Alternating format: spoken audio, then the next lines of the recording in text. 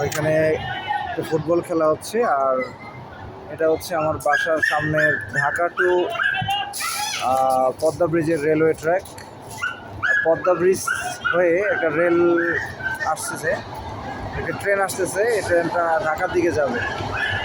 আপনারা দেখতে পাচ্ছেন ট্রেনটিকে।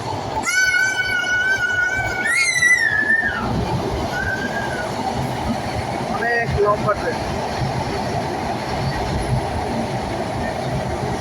অনেক শব্দ এবং অনেক লম্বা। আর নিচে চলছে ফুটবল খেলা, উত্তেজনাকর।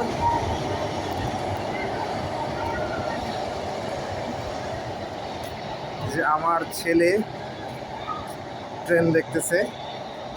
এখানে একটি মাদ্রাসাও রয়েছে, মাদ্রাসাটাতে হাফেজি পড়াশোনা করে ছাত্ররা, তারাও দেখতেছে ফুটবল খেলা এবং ট্রেনটিকে।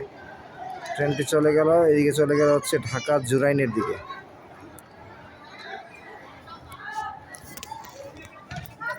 সবাই ভিডিওটিকে লাইক এবং সাবস্ক্রাইব করবেন।